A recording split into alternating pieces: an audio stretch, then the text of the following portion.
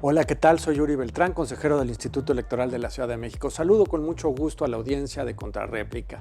Les quiero hablar de una reforma que se está discutiendo en las últimas semanas. Es una reforma que podría afectar de manera significativa cómo hacemos elecciones en el país. Como ustedes sabrán, hay quienes están proponiendo que solo exista una autoridad electoral nacional o bien que se desaparezcan las autoridades electorales locales. ¿Tiene esto sentido? Desde mi punto de vista no lo tiene. Miren ustedes, las autoridades electorales locales que tenemos han coexistido durante 23 años en promedio con el Instituto Primero Federal Electoral, ahora el INE. Son autoridades que se dedican cada una a hacer las elecciones de su propio nivel de gobierno. Unos hacen elecciones federales, las otras elecciones locales. ¿Cuál es el riesgo que se decía que ocasionaba esto? Bueno, pues que las condiciones heterogéneas del país, tenemos regiones pobres, tenemos regiones ricas, podrían causar un desarrollo institucional también desigual. Por el otro lado, que podría no existir cooperación entre las instituciones y en el peor de los casos, que los cacicazgos locales podrían terminar por cooptar el ámbito de acción de las autoridades locales.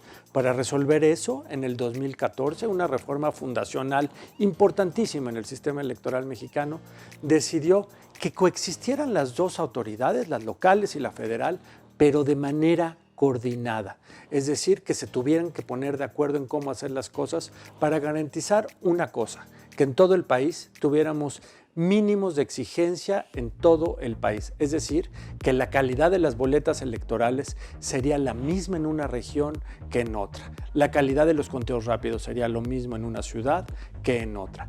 Y así hemos venido trabajando desde la reforma electoral del 2014.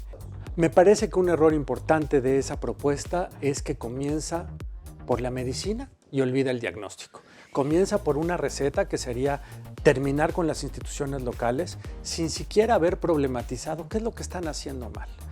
Miren, si quitáramos a los institutos electorales locales, terminaríamos con la principal fuente de innovación en materia electoral que tiene este país. Hay que recordarle al auditorio que temas como el voto electrónico, el voto por internet, la plantilla braille, la paridad transversal en los cargos de elección popular son todos innovaciones que surgieron desde lo local. Por eso no se equivoca el secretario general de la OEA cuando dice que en el caso mexicano las innovaciones, las fortalezas del sistema electoral vinieron de la periferia hacia el centro.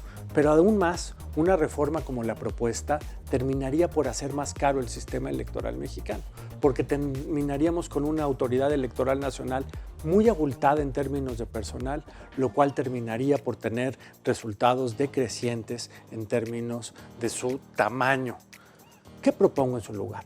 Propongo que más bien fortalezcamos a los institutos electorales locales para asegurar que tengan autonomía suficiente. ¿Qué podríamos hacer? Uno, que tengan un piso mínimo de recursos. Muchos institutos electorales locales han sufrido recortes presupuestales enormes por parte de sus congresos locales.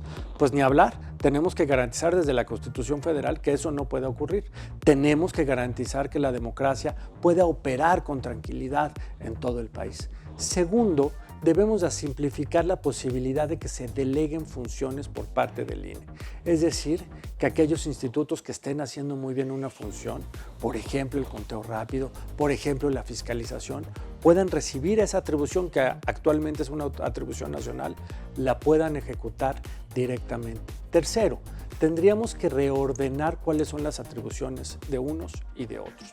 Desde mi punto de vista, las autoridades locales están mucho más equipadas, por ejemplo, para captar el voto de los connacionales que viven en el exterior. En cierta medida, sentirse oriundo del país es sentirse tabasqueño o chilango o poblano. Finalmente, creo que tenemos que ponernos como un objetivo principal avanzar en la educación cívica. Y para avanzar en la educación cívica, ahí sí tenemos que entrarles todos, los nacionales y los locales, pero con atribuciones definidas. ¿Cuál es el rol que le toca a cada quien?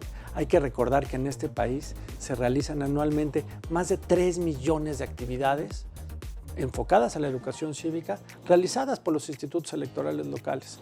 De verdad que terminar con esta fuente de riqueza para la educación cívica en el país sería un contrasentido. Muchas gracias por su escucha.